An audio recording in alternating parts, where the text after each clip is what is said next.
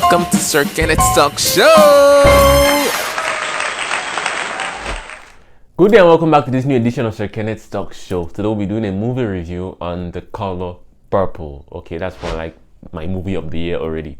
But before we begin, please you know what to do, hit the like button and subscribe to my channel for more content from Sir-Kenneth. So before we get into it, I would just like to speak real quick about the 1985 version of The Color Purple.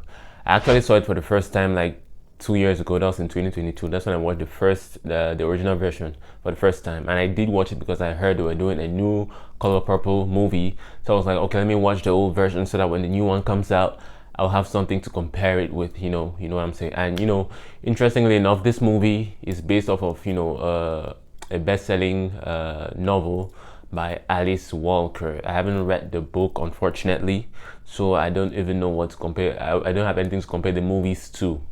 That's the original movie to the 1985 version. It's actually based off of a novel, and they adapted it into a movie. And it's the 1985 version stars the likes of Whoopi Goldberg, Oprah Winfrey, and Donald Glover. Those were the lead actors in the 1985 version of the Color Purple movie. Yeah, and interestingly enough, the movie was nominated for 11 Academy Awards, but one did not win any of them. So, and I think no movie has ever beaten that record for most nominations with 0 wins. It came out in 1985, so I'm guessing it was in 1986, the Oscars of 1986. I'm not really sure when, but it was in the 80s. So it had 11 nominations with 0 wins. So yeah, this movie actually is based off of I'll just do a brief resume of the story in itself. It's based off of love between sisters, two sisters who lived with your father. Well, someone who they thought was your father, because he's not really your father technically, but they believed he was your father. And he rapes their two sisters, Celie and Nettie. Celie is being raped by her father, and her father gets her pregnant twice and gives away the babies. How disgusting is that? He gets her pregnant twice and gives away the babies twice. Okay. And Celie, actually, she's described as unattractive, like not really beautiful. And I don't know why the author decided to do that, describe Celie as unattractive, because when you are adapting that into a movie, everyone's just going to have this mindset that whosoever will play Celie is ugly. But I don't say it that way. Whoopi Goldberg played Celie in the 1985 version of The Color Purple, but I don't think Whoopi Goldberg is ugly, if I may say so. I don't think anyone's ugly. Yes, people are prettier than others, but I don't think it's in good taste to call someone ugly. But anyway, it's just for the movies and it was for the book. Yeah, so Celie, back to the story. So Celie gets raised by her father, gets her pregnant twice and gives away the babies, and gives her up for marriage to this man in their town. He's Mr. They call him Mr. Yeah, and in the movies, in the 1985 version, this Mr. is played by Donald Glover. So he gives her away into marriage, and a short while later on, her sister Nettie decides to join her in her marital home because her father tries to rape her too, but she escapes. So she goes and meets her sister, in a marital home. And it's the same scenario. Her sister's husband, who is much older than both of them, tries to rape her too, and she resists. And she's thrown out of their house, so she's left out in the streets by herself. And that's the last we heard of Nettie, at least that's at the beginning of the story. We don't hear about her again like throughout the whole story. Like it's just towards the end that she reappears and tells her own what happened to her after that. So Celie is left in her husband's house, and her husband already has like 3 kids, and her husband maltreats her. He beats her up. She does the laundry, she does the cooking, she does everything. She's like Cinderella, an olden days Cinderella. You know what I'm saying?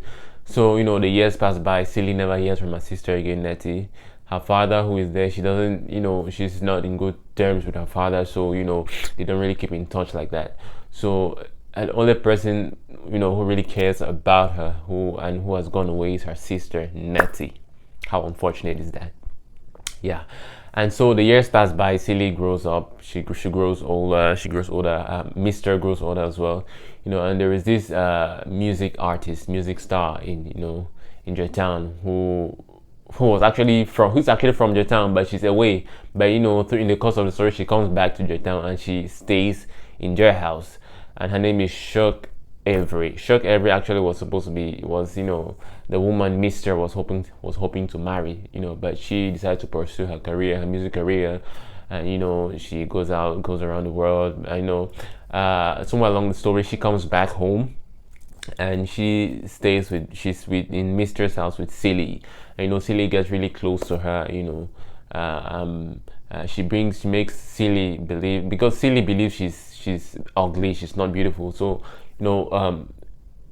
Shook Avery actually shows Silly, the brighter side of life, the beautiful side of life. Okay, you can be gloomy all the time. She brings light, she brings joy into Silly's life, and Silly gets really, really attached to her. Also, Mr. Son, I can't really remember what his name is. What's his name? I can't remember what his name is, but he gets married to another to a woman, a young woman, Sophia. Sophia, who is like, she's a strong woman. Okay, you can tell her she's a strong woman. She doesn't let any man step on her. She doesn't let her husband, dominate her in any way. Like, she's fearless, she's fierce. You know what I'm saying? So but and that at a certain point it causes like some sort of issue between her and her husband, because her husband feels like he doesn't have a say over her and he's really pissed about it. And they kind of fall out in the course of the story. They kind of fall out. Silly also actually gets closer to Sophia, and somewhere along the line, after Sophia falls out from her husband, she kind of gets into trouble with a couple of white people. She kind of gets into trouble with a couple of white people who, they try to, it's 19, this is stories actually taking place in the early 20th century, early mid 20th century, and there's a lot of racism in America at that time. So there's this couple of white people who try to take advantage of Sophia, and Sophia is like resistant, and and they get really mad about it, and she's locked up in jail for a couple of years. I think it was 4, 5 years, 6 years, I can't really remember. But throughout her whole stay in jail, it's Silly who comes and visits her every week, gives her news, updates about her kids and everything and everyone.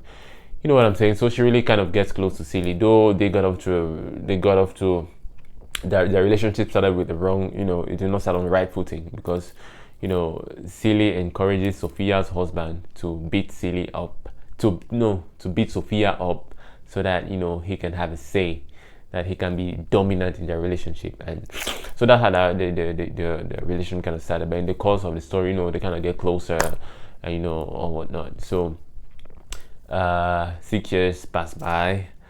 Sophia is released from prison, and in the course of those 6 years, Silly actually gets closer to Shook Avery, like I've said already. And at some point they kind of have like a romantic kind of connection. You know what I'm saying? I know in the 90s, I haven't read the book, but it seems like in the book they actually made out. But in the movies they didn't make out. They shared one kiss in the 1985 version. So that was it. That was the romance, the brief romance they shared in that movie. But at the end of the story, Shook Avery gets married to another man. Silly kind of gets out of her nutshell, and she is fierce and brave at the end of the story. She tells her husband off, Mister, and she curses him at the end of the story. Well, not at the end. She curses him, says, "Everything you gonna do gonna crumble." I don't know what the line is, but nobody who has watched The Color Purple knows that that's like the most iconic scene of The Color Purple, when Silly curses her husband and drives off with Shook Avery.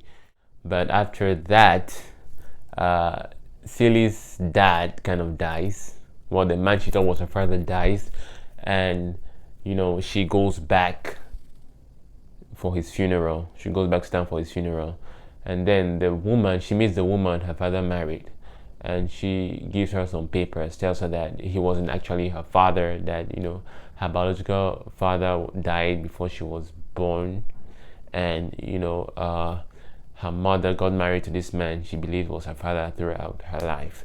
And it gives her the papers to their house and the land, and Silly and her sister Nettie are the new owners of the house and the land.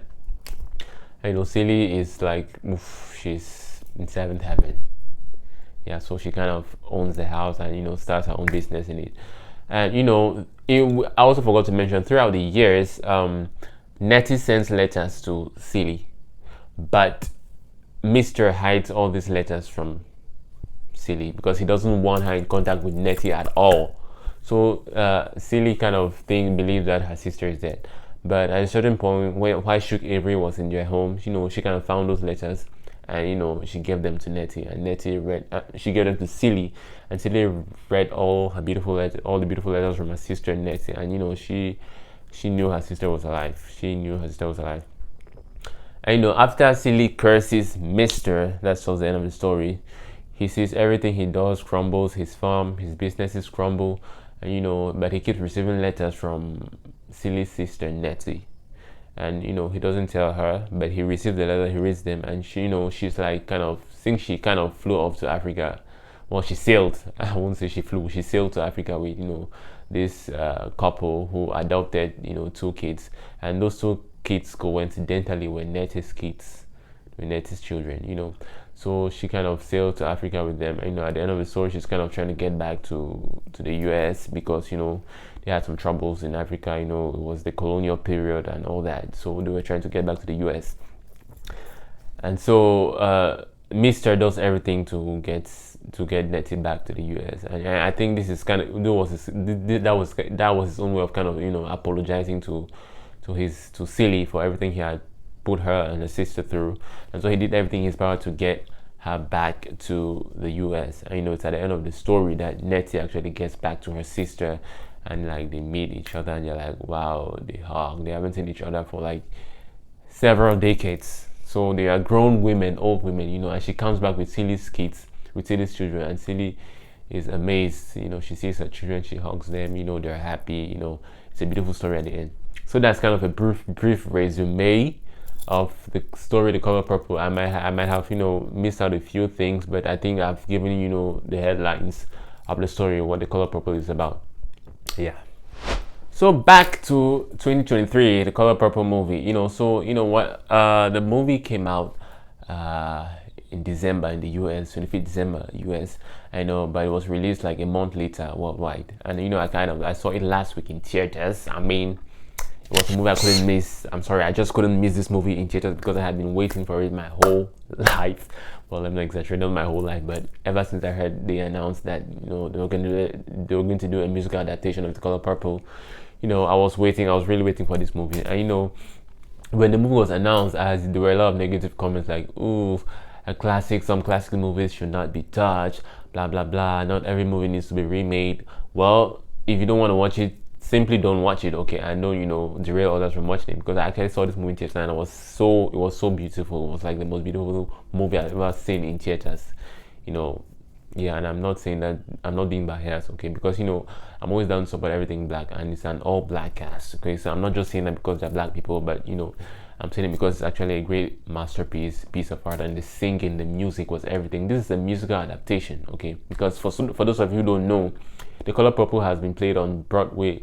It was adapted on Broadway first. Fantasia, who plays Silly in the 2023 version, she played Silly on Broadway. Danielle Brooks, who played Sophia on Broadway, and I think it was like kind of a full circle moment that they were in the musical the movie adaptation of the musical. So I think it was really, really great casting. Okay, talking about the cast, Fantasia did her thing. Taraji P. Henson did her thing. Danielle Brooks did her thing. Coleman Domingo did his thing as Mr. Corey Hawkins did his thing. Halle Bailey did her thing. I mean, there was no bad performance in this movie, but there were a lot of emotional moments. Okay, there were really a lot of emotional moments. The first emotional moment like that really got me shook in theaters was when Nettie was thrown out of Mister's house. It was night. He moved into her room, tried to rape her. I know she resisted, and he threw her out in the rain. Wow, he threw her on the floor in the rain. I was like, wow, God. And he took out his gun and tried to shoot, and Nettie, the last word Nettie told her sister before she ran away was, "I'll write you every day. Nothing but death can keep me from it." And she ran off. Oh God, that was so emotional. And that was the last word of Nettie until the end of the movie. And I think it was really, really emotional. I said it because I have siblings. I can't imagine to not see my siblings for the rest of my life till I'm old. I don't know what I'll do without my siblings. So yeah, it was really, really emotional, that first scene. And another emotional scene I think was, when Mr. No, there were a lot of emotional scenes when Mr. hit Silly, when Mr. hit Silly, and I think when we were preparing for Shook every second arrival. I just don't stand when a man hits a woman. I don't think that's the most cowardly thing any man can do. So whenever I see it, even if it's just a movie, it just turns me off. Like I just makes me really mad. You know what I'm saying? But at the end of the day, it's just a movie and they were all acting. Yeah, but that was a really, really emotional scene. Another emotional scene was the scene where Sophia was, hunted down by these white people. The thing is, there was this white lady who saw Sophia and said she's going to make a good housemaid. And she said, "Do you want to be my housemaid?" And Sophia said no. That's where the problem stemmed from, because the fact that Sophia said no to a white woman and all these white men just ganged up on her and beat her up, I was really, mad when that happened. Okay, I felt like I should get into that movie and whip all the asses of all those white people, but I was like, okay, chill. It's just a movie. It's just a movie. So those were like the highlight, my top moments of the movie, my most emotional moments of the Color Purple movie. Yeah, it was really, really. Oh my god, it was really emotional. Really, really emotional. Yeah, like I said, it was a movie musical, and I must give credit where it's due. They all the actors, the music performances were phenomenal. From Keep It Moving to I'm Here, to all the music performances were amazing. They were all great, and I lived for the music while in churches. It was really beautiful seeing it on the big screen. Hear them sing, the choir, the church back when they're in church. I mean, it was really all just so amazing. And I do love musicals. Okay, I think that's one thing that that was like the icing on the cake. The music of the movie was so amazing, really, really amazing. Yeah. So that was it for today's episode. I mean, The Color Purple. What are your thoughts on The Color Purple? Have you read the book? Have you seen any of the movies? Did you see it, the 2023 version, in theaters like me? How did you enjoy the movie? As for me, you already know I enjoyed it. I'd like to hear your thoughts down in the comment section. See you next time for another amazing video from Sir-Kenneth. Stay tuned. Peace.